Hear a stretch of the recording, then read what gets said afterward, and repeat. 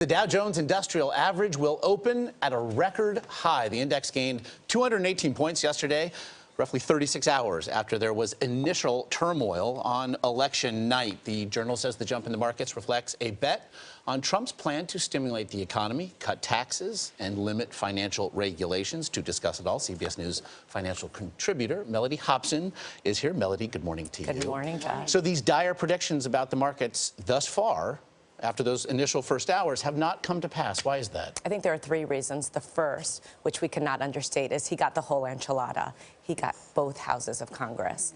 And as the Wall Street Journal said today, it's not a question of if legislation will pass, which is what we've been dealing with for the last several years, but what legislation will pass. So I think that sense of that gridlock being over, they've got the votes. The second thing I think that was very important, Brexit was a dress rehearsal. People saw something pretty dramatic happened, and the world did not end. And I think the Brexit story will play out longer term, maybe not as well as we've seen, but that initial sense of there's been this shock, we were wrong, and the world didn't come to an end. It's exactly, stress rehearsal. And then last but not least, I think this rhetoric has helped, that we've gotten away from the very divisive language. Secretary Clinton had a graceful exit.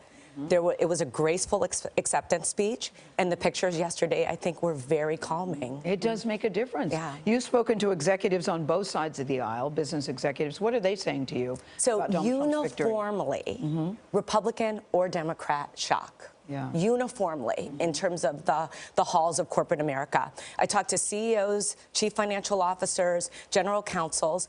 There is some sense of anticipation and expectation of better tax policy, and the idea that they will be able to bring some of these dollars that have been sitting all over the world back into the country without paying a huge tax on them. Because shock is not normally considered a good thing. Are they saying shock, but we're going to be all right, or shock, let's see? Shock, let's see. The taxes is positive. The protectionist comments are very negative. So one chief financial officer that I spoke to yesterday of a global consumer products company said, our biggest customer in Latin America is Mexico.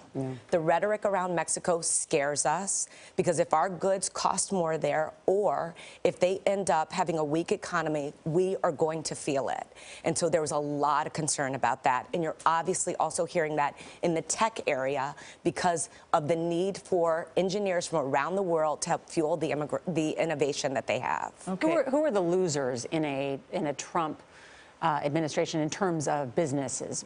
So what we've seen so far is around the Affordable Care Act, and specifically hospitals. So they're saying if there are less insured people, we're going to have to eat those costs. And so you've seen HCA be one of the worst traded stocks the last couple of days, and other hospital companies. That's a big area, some of that.